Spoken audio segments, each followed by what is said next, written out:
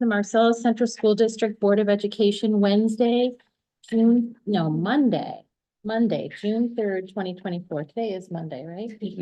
Yeah. Wednesday on. Oh, yeah, it's Wednesday. No, it's all right. Okay, so we'll call to order at 6 p.m. Join me for the Pledge of Allegiance. I pledge allegiance to the flag of the United States of America and to the republic for which it stands, one nation, under God, indivisible, with liberty and justice for all. This evening, we'll start with recognition. Yes. So, I do want to just give some recognition for some awesome things that have been going on in the district the past few weeks. And so, this is just a picture of the third grade play. It was called Welcome to the Jungle. And, Janet Kringer and, Dean Kloss, led this, and it was extraordinary. Honestly, if you were there, you would not have believed that they were third graders performing in this. It was just done so well. And what a way to get our third graders excited about future production. So kudos to Janet and Dean Kloss, and all the students who participated. And AJ Valero is one of our freshmen here at the high school. And he worked the soundboard, and so Adam Greiner has been helping him, and AJ is becoming quite the expert. So we're grateful for him. And Dean and Janet have done that for many, many years, because Yeah. when my son was in first, it's great. Incredible. Yeah, So well done. it is, yeah. And then here I have a picture of the fifth grade wax museum. I wish I could put everybody's picture up here, but this one was super cute. Yes, yeah. And just again, another amazing event as always. I seriously think that we are, cursed with weather for the fifth grade wax museum, because that week leading up to it, it was cool, and that night it was so hot. But Ryan Riefler and his staff did an incredible job just getting fans running through, and so it actually wasn't as bad as we were concerned about. We did not have any students faint, which is a good thing. Right. And then, seventh grade Mars project presentation. So these are our seventh graders, and they were presenting their presentations to different judges. And again, just an awesome event to just oversee and, get a glimpse of our students who are, really enjoying science and the project-based learning opportunities that they're receiving. And then, seventh grade band and chorus. This is actually a picture of the, seventh and eighth grade. I should have on here eighth grade too. Seventh and eighth grade band and chorus. This is the chorus. And again, what an outstanding job, that Katie Bernius and Josh Nightingale did, a couple weeks ago with their students. Incredible. And that is it for recognition. All right, moving on to item number 4, presentations. Yes, so presentations, this is not actually on the agenda, but I did want to just give a sort of a view of the career exploration and agricultural sciences building. And honestly, even, and you probably, as you pulled in tonight, the pictures are even different right now. If I took a picture, these are from Friday and, you know, just in the last, over the weekend. But you'll notice they literally just put up the trusses today. So that building is taking shape. The progress is exactly what we expected, even maybe ahead. And so it is going to be just an extraordinary, you know, building for our CTE. One of the things that I don't have here, but Joe Killian has been bringing his classes to the site just to see that sort of sense of construction management and what goes on. They're learning it in the classroom, but they're able to experience it firsthand right on campus. So it's been quite a treat for them. I saw his class this morning coming back down to the school from looking at it, so. Joe has really made sure to take every opportunity to bring the learning in the classroom into real life experience. So kudos to him. So that was the building project, just a brief update. And our next presentation is really an overview of our strategic plan, which is coined our blueprint for excellence. And so this is really an overview. This is not going to get into the nitty gritty of the plan. I did provide you a copy of the plan. One of the things that was very important for me and our administrative team is to create a plan that is manageable and that we can see ourselves accomplishing. And so we really had that lens as we sort of did the final draft. So just to give a sense of the why did we embark upon the strategic plan? And really, we are committed to continuous growth and improvement. But we have to have intentionality. So, you know, if we don't have goals set, it's hard to know, well, did we improve? Because we don't have anything to measure it against. So this strategic plan really helped set out to accomplish those things. So one of the things that you all know, because many of you participated, we were, you know, intentional about involving all members of the school community, getting their perspective through the thought exchange and even the committee that we brought together to build the plan. Again, just engaging the team and defining the priorities, facilitating the action planning focused on identifying the who, when, and how will the work get done.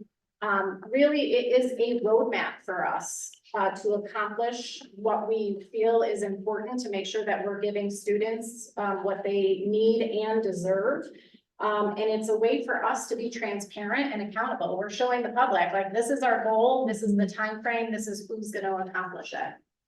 And then also it really helps us just be, you know, innovative and also be thinking as budget season comes upon us, how are we allocating our resources and do they directly link back to the strategic plan as they should?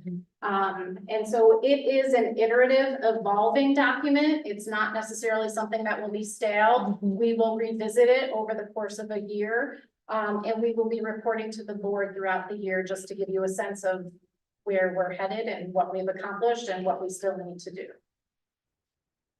And so this is, I don't need to read through this, but this is basically the steps in the process. And right now we're in the April to June phase where we did revisions. And now it's a presentation here tonight. So one of the things that was very important is the mission, vision, and core values. This is really going to be something that we discuss as not just an administrative team, but with our teaching staff, with our parents, and with our students. And so the mission that we settled on is we support, educate, and care for our students as they learn and grow like they are our own. And so that message of like they are our own is so critical to me and our entire administrative staff. How we approach kids, if we love our kids and treat our kids as if they are our own, we can only do great things.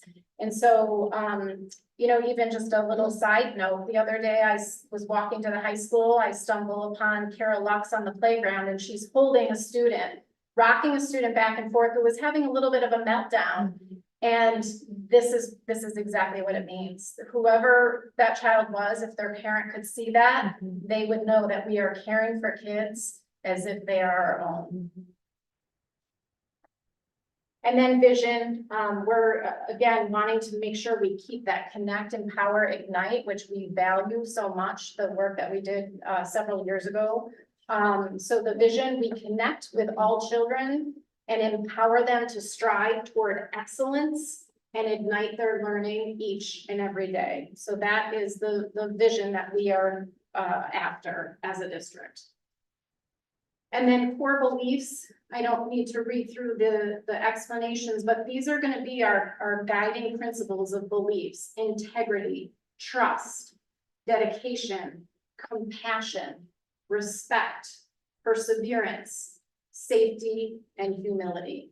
And so these will be core beliefs that we talk about with from our administrative team, with our teachers, with our students, with our parents. These will be our guiding principles. And I'm a believer with these in place, you can only do good things. And so the way that the strategic plan is, spelled out, and many of you probably remember this because you were part of the, strategic planning, night. Academic excellence, the student experience, and then operations.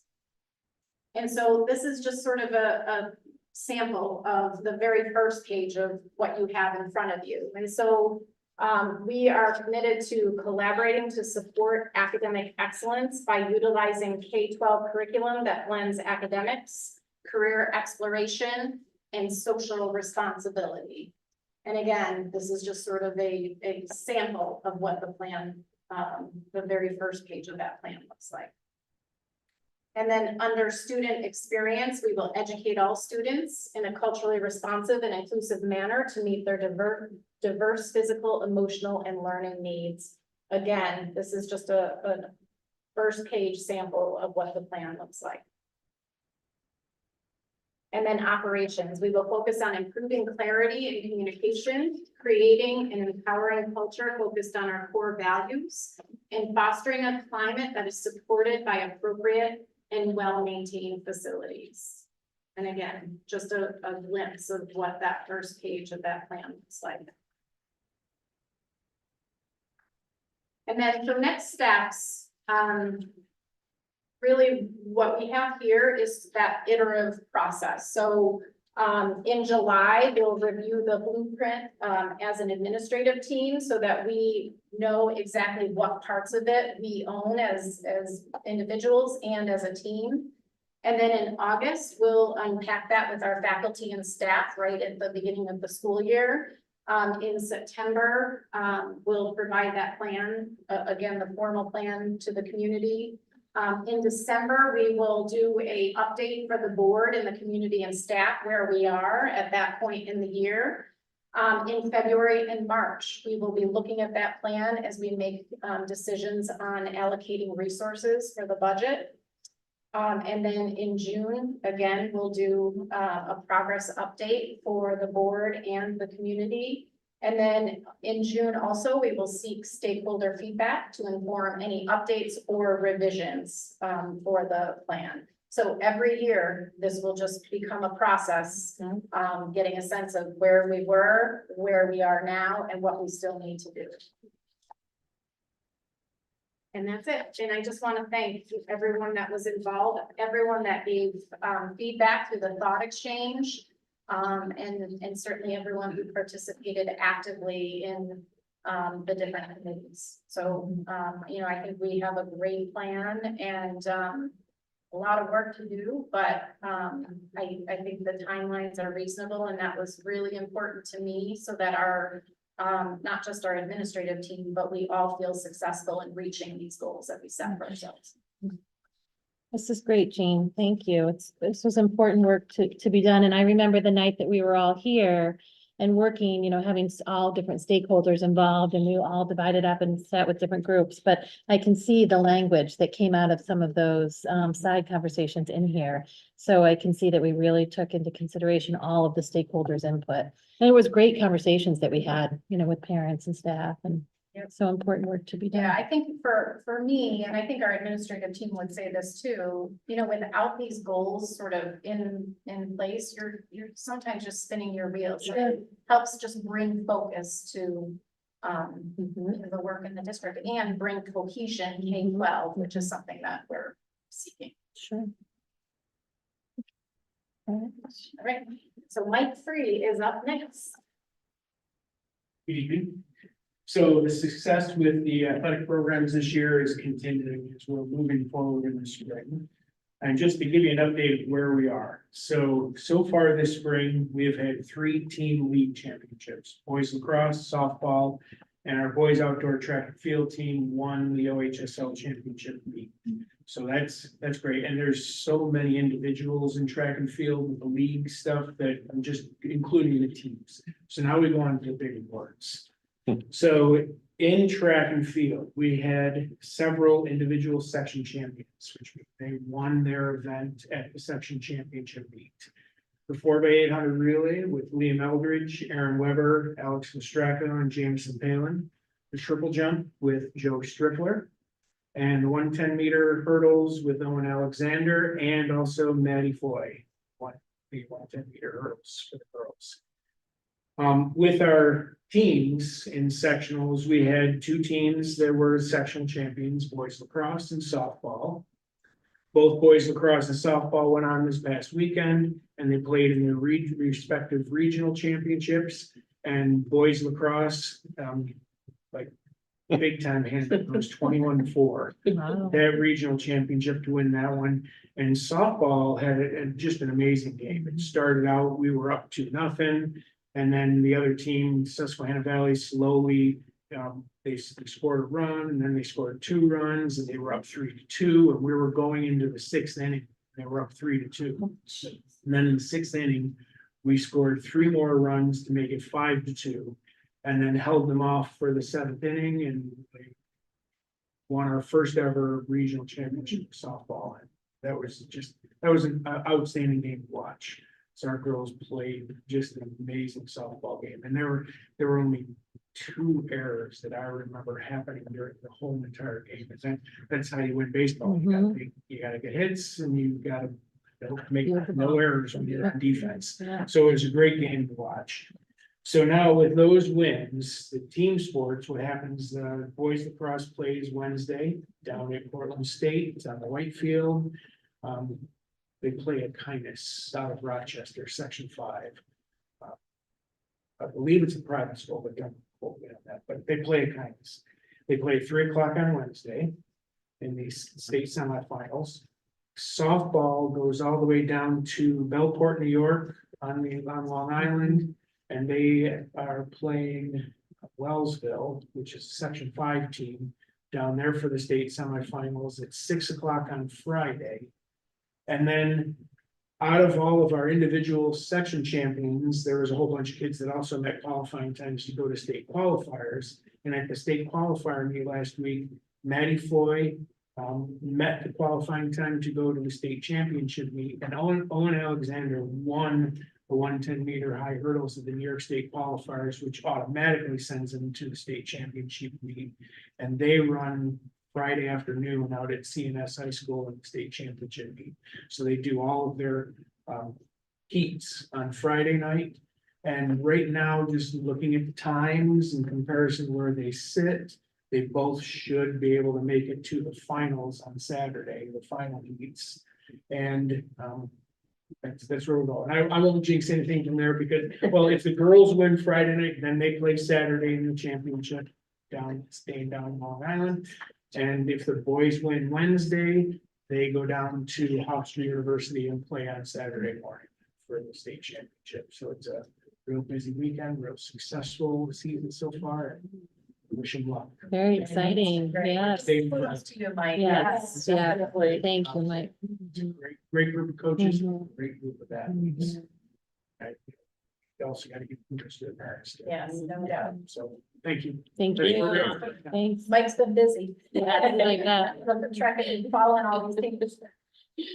Thank you, Mike. And that's it for presentations? Okay, so we'll move on to item number 5, residents' comments. Do we have any residents' comments at this time? Check real quick.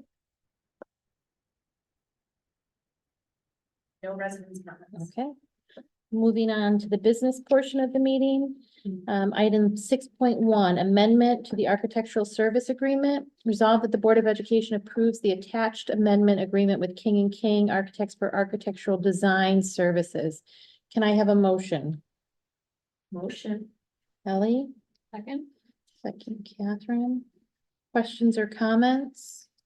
Christine, I do want to just give an explanation for Yeah. anybody who may be listening.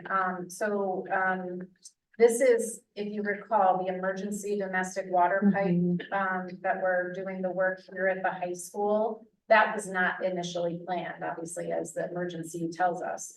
And so we needed some engineering design and architectural design work. And that's what this is. It adds to that original contract we had with King and King to do all that other phase work. When do we anticipate that the work will be done?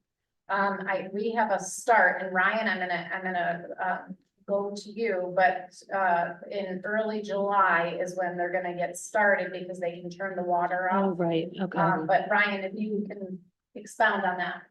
They're gonna be here a little bit earlier in that using digitizing of the boiler room. Their hopes there are that they can engineer and put together a lot of the pipe before they actually show up on site from mapping that room. That's the most complicated room to start with, because that's the room that will require us to have water shut off in the building for a period of 3, and actually 4 days. So on July 1st, you'll probably see the actual work begin. We'll have water shut off somewhere around the 3rd, and hopefully by the end of that week, and as we return to school the following week, the high school will have water in the back hallways here usable for, people that are in the building during the course of the day. The project overall could run almost the entire length of the summer. Mhm. They've got some scheduling conflict, or they've got some scheduling in there that they're looking at. It's all gonna depend on how fast they're able to move pipe out as they replace pipe in. So I think they're thinking of running 2 teams in there, one on a demo team and one on a rebuilding the pipe as they go through that crawl space. And we're hoping to just expedite that by working from both ends. So by us, fortunately, working away with the administration here and the building bell to turn off water everywhere but in the back hallway, that is going to hasten the replacement of this pipe. Otherwise, it'd be very difficult to proceed while they're trying to keep the water on in all areas of the building. Yeah, And you're gonna see a little bit later, 6.6 is the approval of the Board of Education meeting dates. The very first reorg, we have actually decided to move right now to DMS cafeteria because we're hopeful that the water will be back on, but we don't know for sure. So we figured we might as well just have it scheduled there. yeah. It's one of the benefits to having everything on campus if you have to shift. Yeah, okay. Any other questions or comments? All those in favor? Opposed? Carried. Moving on to item 6.2, 2024-25 sewer agreement with Village of Marcellus. Resolved that the Board of Education approves the attached agreement with the Village of Marcellus for sewer services. Can I have a motion? Motion, Sean. Sean, Erica? Erica second. Questions or comments? So I will just, again, for anyone who's listening, so, and Ryan will hopefully just correct anything if I misspeak, but the last time that we entered into an agreement with the village for sewer was 2013. And so that at that time, they were billing us for 65 units. Our usage right now in 2024 is 87 units. And so it's just a revision to really bring it and reflect today's sort of consumption and capacity. So that's what this agreement is. Why do you think that'd be, like, with the uptick in usage, with the decline in enrollment and people? He's the one I'm gonna, that's a good question. Our guess, looking at it, is the consumption of the water fountains. Oh, Because prior to that, there wasn't as large of a push on staying hydrated through school. And if you look at the number of bottles that were obviously not replacing because of the fill station, the number's gone up exponentially since that time. So the village bills on the sewer based on what the water usage is. It's the fairest way, in their opinion, to do that is to track whatever that's going into the building has to be used in some way, and therefore goes to the waste side of it on the way out, if you will. So our feelings are, it was primarily us replacing all these water fountains in the building, adding a considerable number of them. The population trend going towards carrying, if you look at the kids in school, they've all got bottles in their classroom. Water fountains. So the Stanleys. it's a good thing. They're big, yes. And I think they originally they weren't aware of the transportation bus wash that was up there. Yeah, That is a public. considerable amount of usage of water, and that goes directly down to the plant after use. So we're paying our fair share. Any other questions or comments? All those in favor? Opposed? Carried. Moving on to item 6.3, acceptance of gift donation to the district. Resolved that the Board of Education accepts the donation of $1,500 from All School Show for the purpose of the purchase of a new soundboard for the high school auditorium. Can I have a motion? Motion. Josh, Second. second Kelly. Questions or comments? A generous donation. Yes, Yeah. All those in favor? Aye. Opposed? Carried. Moving on to item 6.4, acceptance of gift donation to the district. Resolved that the Board of Education accepts the donation of $19,480.02 from KCH PTO for the purpose of constructing, maintaining, and upgrading playground areas at KCH and DMS. Can I have a motion? Motion. Catherine, second, Sean. Questions or comments? That's a very generous donation. Since 1 year of fundraising? No, this has been in the sort of the coffers of the PTO for a while, and honestly, being a nonprofit, they really shouldn't have that there, and I think they, and correct me if I'm wrong, Ryan, they did use some at the time to do some modifications to the playground, but this was sort of left over, and it's not enough to do some massive renovation, but it just is sort of, you know, been sort of looming as what are we gonna do with this? So, in talking with Tony, the PTO officers decided to donate it so that we as a district would use, and it would be allocated to use for any upgrades, any fixes, even the mulch that you see that we have to replace frequently. So in that regard, that's where it comes into play, but they really needed to get it off of their books.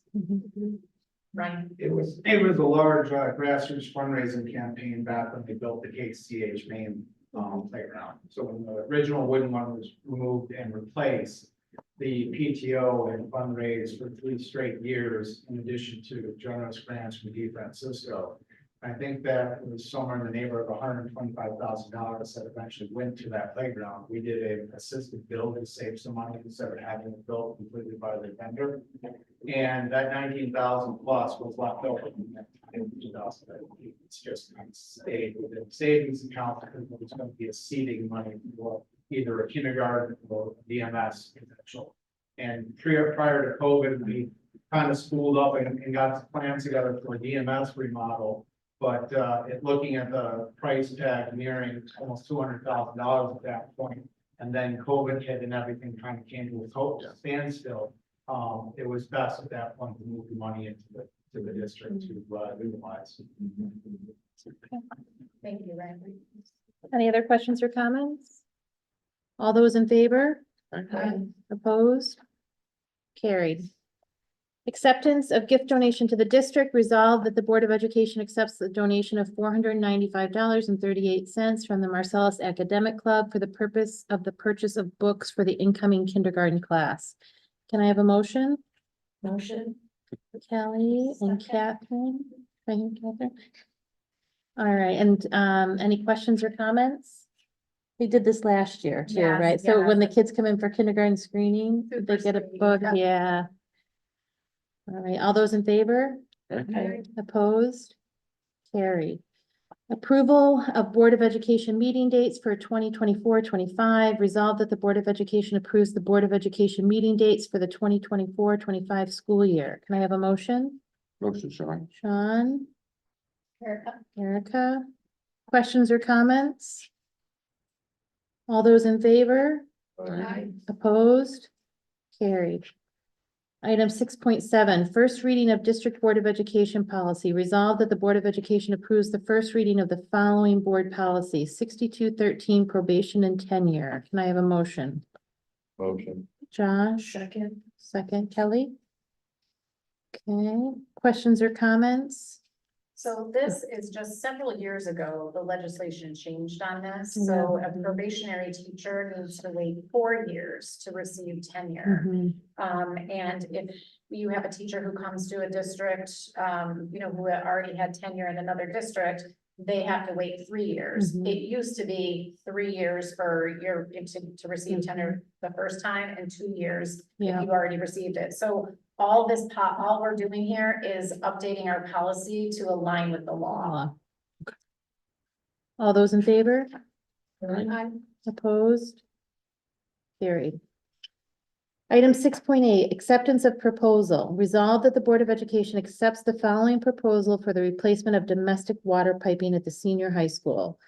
You can see there the contract is in, for plumbing, the bidder is Burns Brothers Contracts. The base bid is $299,950. And the total award there, $299,950. I have a motion. Motion, Sean. Second, Catherine. Questions or comments? Is that bid better than you had hoped, I or? think it's pretty much in line with what we had hoped. It actually was a little below what they were forecasting. So we were happy. We were getting nervous as it was approaching, we were getting nervous. Yeah, yeah. Could have been worse. All right. Any other questions or comments? All those in favor? Opposed? Carried.